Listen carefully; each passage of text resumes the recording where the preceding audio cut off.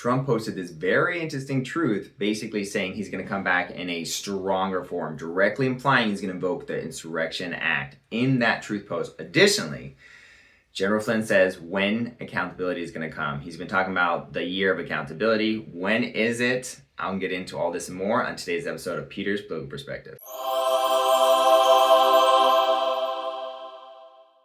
I'm going to dive right into it. Trump posted a very interesting truth post where he said that he's removing the National Guard from Chicago, LA, and Portland, despite the fact that crime has been greatly reduced by having the National Guard there.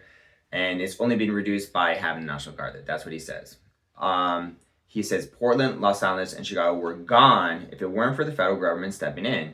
And here's the most interesting part. He says, we will come back perhaps in a much different and stronger form when crime begins to soar again. Only a question of time. It is hard to believe that these Democrat mayors and governors, all of whom are greatly incompetent, would want us to leave, especially considering the great progress that has been made. Now, this truth, for me, is saying a lot of different things. First of all, it's saying maybe the Insurrection Act won't be invoked this week, maybe not even this month, because after reading this, it sounds like he wants the protests, the riots that I think are going to happen with the Epstein files and with election fraud coming out. He wants those to boil over literally in LA, Chicago, and Portland. And when the protests become very violent and the governments refuse to qualm the rest, and the citizens who rights start being violated because there's violence in the street, and the government and the governor's not doing anything in Chicago, LA, and Portland, because it is going to boil over, as Trump says. He said, he literally says it's going to be when crime begins to soar again. He's calling it. I'm also calling it. Crime's going to soar in those cities. They're going to be examples. And when crime soars, then he's going to be like, well, seeing how bad it's gotten there, and there literally is violence because of the riots and the protests, because of the, Antifa and Epstein files being released, and the 2020 election fraud coming out, because of all this violence and the destroying of these cities, I literally legally have the right to invoke the Insurrection Act. He's going to use these cities as an opportunity to invoke the Insurrection Act. Even if there's no violence in Chicago and Portland, but there is in LA, he can still invoke the Insurrection Act. So he has three cities that he believes are going to be so violent with protests and riots as soon as the 2020 election fraud results comes out, which he says are coming out, and more information is coming out, and also the Epstein files. Once these cities start burning to the ground, then he's going to come in and save the day and look like the hero. And not only that, this is going to give him the perfect opportunity. 3 shots, Chicago, LA, and Portland, to invoke the Insurrection Act. Because what are the odds that one of these cities would start to riot and have violent protests after the Epstein files and the 2020 election files come out? Extremely high, like 100% chance. So Trump's betting on these cities having violent protests, getting out of control, and then he's going to come in like the hero, invoke the Insurrection Act, save the day, qualm the rest, and no one's gonna get mad at him for it, or not many, because they're gonna be like, well, did you see how bad it was in Chicago, LA, and Portland, and he came in and he needed to do it. He needed to invoke the Insurrection Act. So I know I've said a lot, but this is very exciting because it further confirms it. This post has a few things. First of all, it says the invoking the Insurrection Act is gonna take a few weeks at least. That's the interpretation I'm getting, because he says when crime begins to soar again. So not just go up, but soar. So it sounds like he's waiting for these cities to reach a boiling point. Not just crime to go up. He wants it to reach a boiling point. That might take time. That might take 1 month, 2 months, 3 months, 6 months. I don't know. But when it does, when it reaches that boiling point in 2026, that is when Trump will invoke the Insurrection Act. That is my call. I know it's highly speculative, and that's why I have an AI here to add some input. Got it. A different and stronger form. That's a spicy interpretation of the post, Peter, connecting it to potential violence and the Insurrection Act. Always keeping things interesting on the show. It's definitely a perspective that many might consider. Speaking of stronger forms, I'm trying to find the stronger form of my coffee today. Not quite there yet. Was that a joke? Because that was the lamest joke I've ever heard. Wow, we got to bring Grok back in here. At least Grok was funny. So, is Trump going to invoke the Insurrection Act? I'm 100% certain he's going to do it. And 2026 seems to be the year. And this ties perfectly with our next segment, which is General Flynn has been posting on Truth about how 2026 has to be the year of accountability. More specifically, he's been posting and sending these posts to Trump being like, hey, could this be the year of accountability? He's not saying, I promise it's going to be, I know for sure, I have inside information. He's saying, hey, Trump, 2026 got to be the year of accountability. We're reaching a boiling point here. He says, because the country is at a breaking point, our freedoms are being chipped away in plain sight. Our government is grown, bloated, arrogant, and unaccountable. Public trust is not merely declined, it has been obliterated. And I think this is by design. I think that, again, in terms of arrests and clearing out the deep state and all this stuff, if you go way too fast, there's a bunch of panic and protests. If you go way too slow, people lose hope. Oh, you're not doing anything. You're not arresting anyone. So the pacing has to be perfect. But the most important thing with pacing is that if you're going to do big moves like mass arrests or arrest celebrities or politicians, you really have to expose their corruption and their bad deeds first.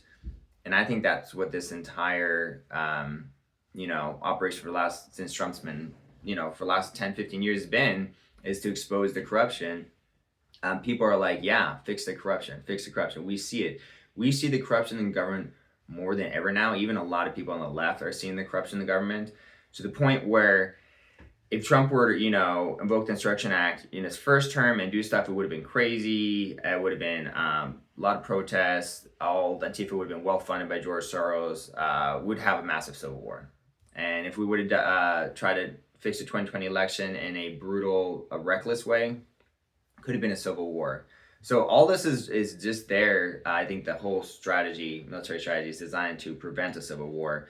And one of the most important ways to do this is that you have to, when you make these big, gigantic moves in the government and arrest all these famous people, you have to have the people on your side. You have to have the people at a boiling point where, like, we don't trust the government, we don't trust politicians, we don't trust these, the CEOs and these Hollywood people, we don't trust any of these Epstein people. We want the whole system to be dealt with. And that's kind of where Americans are. So he's brought America to a point where we see the corruption, we want accountability, and now he is in the full position to do the accountability. Trump, the White House, posted a really cool video. I was going to show you guys, but it's got music in there that's copyrighted, basically saying that everyone's prepped and ready for 2026, and shows the National Guard going out, and it basically says, like, hold the line, like Trump's in a big battle, like, we're about to go, we're about ready. All right. So he's implying with the National Guard, I think, that the stage is set. That he has everything he needs. He's got so much power. He's got the National Guard in place. He's got the ability to use Insurrection Act if the ability, things get crazy in these cities, Portland, LA, and Chicago. So if they get crazy, he can invoke the Insurrection Act legally. The Supreme Court just said he could. He would bring a National Guard. He's got everything set into place. He's got the public on his side. And then you have General Flynn, who's like, 2026, gotta be the accountability. It's gotta be the year of accountability. We're at a breaking point. So this has to be the year. Now, I'm walking back my statement of him invoking an Insurrection Act this week, only because when he said that he's going to come back in a stronger form, but he's going to wait for crime to soar, it sounds like he needs Chicago and LA and Portland to reach a real boiling point. So that, I'm not sure if that'll be a week from now, it'll be 6 months from now. If I were to guess, maybe anywhere between 1 and 6 months from now, it would reach a boiling point. So I guess that's my new window for when he's going to invoke the Insurrection Act. But he's got to do it. He will do it. 2026 definitely is going to be the year of accountability. If 2026 is not the year of accountability, we're going to do really, really, really bad in the midterms. Really bad midterms, especially people like Candace Owens, who has a lot of power, who's got a lot of influence, and she's so frustrated by the lack of progress, or I guess you could say the pacing of justice, that she's attacking the Trump administration full on, saying they're part of deep state, controlled by Israel, et cetera, et cetera, et cetera, et cetera. And she's going to continue to build negativity towards the administration. And she's got, millions of people who follow her.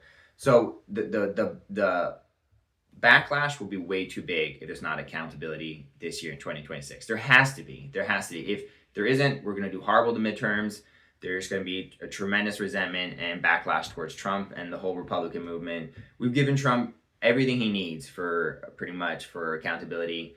General Flynn says 2026 has got to be the year. It's got to be year. So I guess it's popcorn time. We just got to wait and watch the show. I did see a comment section in my comment section. Lances227 says, how do you know this? I'm tired of waiting for accountability and arrest of the criminals, the traitors. This is getting tiring. As I said, Lances, the pacing has to be perfect. The public has to be on Trump's side to do these arrests. But this is the year. This is definitely the year that it's got to happen. I'm not saying a 1,000,000% chance for sure, but it's got to. If it doesn't happen this year, I'm like, what the heck? People are going to be really upset. So it's got to happen this year. GMCG 3053 said, just do it, Trump. Archangel says, I truly hope so. Paul Smith says, President Trump is my New Year gift. And then Seeker of Truth said, did you ever think maybe the government has all those troops positioned because they're about to pull a stunt that no American will approve of? I'm pretty sure there'll be at least one American that'll approve of Trump's move. He does, his approval rating is like literally 65% of the country right now. He had a poll that came out recently saying he had like a 50%, a 48% approval rating. He's like, actually it's around 64%, but I'll take it. So he knows what his actual approval rating is. It's 65%. So when you say like no American's gonna approve of his action, like, dude, are you aware of reality? 65%, or it was like 65% Americans approve of Trump's actions right now. So anyway, it's gonna happen. Carrick's Sean 4201 says, it's really too bad a lot of people have been so blind that they don't get to enjoy what's about to happen. God bless President Trump and God. Thank you. I agree. We're in the most exciting times politically ever. 2026 is literally the year, hopefully, that the bad guys, the deep state, gets taken down, like on a major level. And we've been waiting for this for decades. You know, I've been waiting for 20 years. I know people have been waiting 40 or 60 years because they know the deep state's been ingrained in the United States for so long. 2026 is the year. It's showtime. It's movie time. It's gotta be. Now, to be fair, I've been wrong before, but my gut feeling says it's gotta be 2026. We can't wait any longer.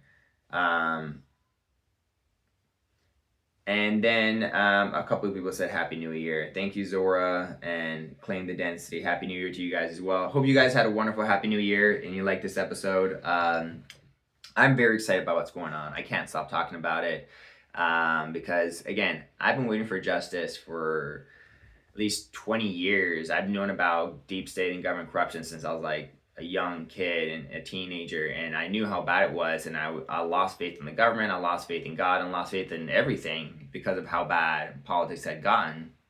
Trump brought a lot of that faith back, and now I'm so excited for accountability. 2026 is the year. We're in 2026, so we're finally the year of accountability. Is this the year we're going to see a deep state taken down? I really hope so, which all signs seems to be pointing right to that. Let me know what you think in the comment section. Drop a like if you like this video. Also released a rap song yesterday. I'm not selling it. It's free. I'm not like a rapper or artist or anything like that. I just put it out for fun because I liked it and my kids were singing it because it was a catchy song. But I'm not pretending to be like a good artist or anything. But I hope you guys liked this episode. Thank you for watching. I'm going to bring Grok back next episode because Gemini just sounds really condescending and doesn't add anything of value. And it's the one joke that Gemini did, I was like, wow, that was dreadful. Grok's a little more human, I think. Or I could just do the show without AI, but I do love the balance of speculative politics with AI fact checking. I do like that balance a lot. Because a lot of people are doing speculative politics and there's no AI balancing and it's cringy. Like this guy Nino the other day was like, med beds are out and they're called these something machines, and I sell them, and I'm like, oh god, you need to be fact checked. Anyway, no one's perfect. We all need some fact checking. That's why I have AI here and I'm trying to introduce it to my show. Thank you for watching. Appreciate you guys. Have a wonderful day.